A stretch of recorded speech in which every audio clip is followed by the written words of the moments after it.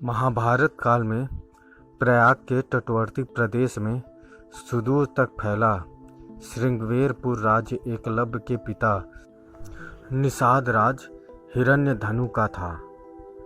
गंगा के तट पर अवस्थित श्रृंगवेरपुर उसकी सुदृढ़ राजधानी थी। उस समय श्रृंगवेरपुर राज्य की शक्ति मगध, हस्तिनापुर, मथुरा, चेदी और चंदेरी आदि बड़े राज्यों के समकक्ष थी। निषाद हिरण्यधनु और उनके सेनापति गिरिवीर की वीरता विख्यात थी। निषाद राज हिरण्यधनु और रानी सुलेखा के स्नेहांचल से जनता सुखी व संपन्न थी। राजा राज्य का संचालन अमात्य परिषद की सहायता से करता था। निषाद राज हिरण्यधनु को रानी सुलेखा द्वारा एक पुत्र प्राप्त हुआ, जिसका नाम अभिधुम्न रखा गया। प्रायः उसे लोग अभय नाम से बुलाते थे। 5 वर्ष की आयु में अभय की शिक्षा की व्यवस्था कुलीय गुरुकुल में की गई। बालपन से ही अस्त्र शस्त्र विद्या में बालक की लगन और एक निष्ठता को देखते हुए गुरु ने बालक का नाम एकलव्य संबोधित किया। एकलव्य के युवा होने पर उसका विवाह हिरण्यधनु ने उनके एक निषाद मित्र की कन्या सुनीता से करा दिया। एकलव्य धनुर्विद्या की उच्च शिक्षा प्राप्त करना चाहता था। उस समय धनुर्विद्या में गुरु द्रोण की ख्याति थी, पर वे केवल ब्राह्मण तथा क्षत्रिय वर्ग को ही शिक्षा देते थे और शूद्रों को शिक्षा देने के कट्टर विरोधी थे। महाराज हिरण्यधनु ने एकलव्य को काफी समझाया कि द्रोण तुम्हें शिक्षा नहीं देंगे, पर एकलव्य ने अपने पिता को मनाया कि उनकी शस्त्र विद्या से प्रभावित होकर आचार्य द्रोण स्वयं उसे अपना शिष्य बना लेंगे। पर एकलव्य का सोचना सही न था। द्रोण ने दुत्कार कर उसे आश्रम से भगा दिया। एकलव्य हार मानने वालों में से न था और बिना शस्त्र शिक्षा प्राप्त किए वह घर वापस लौटना नहीं चाहता था। इसलिए एकलव्य ने वन में आचार्य द्रोण की एक प्रतिमा बनाई और धनुर्विद्या का अभ्यास करने लगा। शीघ्र ही उसने धनुर्विद्या में निपुणता प्राप्त कर ली। एक बार द्रोणाचार्य अपने शिष्यों और एक कुत्ते के साथ उसी वन में आए। उस समय एकलव्य धनुर्विद्या का अभ्यास कर रहे थे। कुत्ता एकलव्य को देख भौंकने लगा।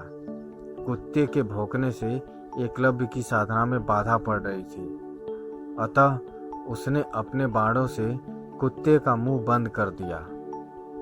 एकलव्य ने इस कौशल से बाण चलाए थे कि कुत्ते को किसी प्रकार की चोट नहीं लगी। कुत्ता द्रोण के पास भागा। द्रोण और शिष्य ऐसी धनुर्विद्या देख आश्चर्य में पड़ गए। वे उस महान धनुर्धर की खोज में लग गए। अचानक उन्हें एकलव्य दिखाई दिया।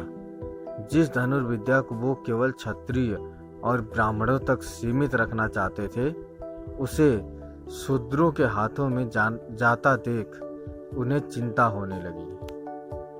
तभी उन्हें अर्जुन को संसार का सर्वश्रेष्ठ धनुर्धर बनाने के वचन की याद आई। द्रोण ने एकलव्य से पूछा, तुमने यह धनुर्विद्या किससे सीखी?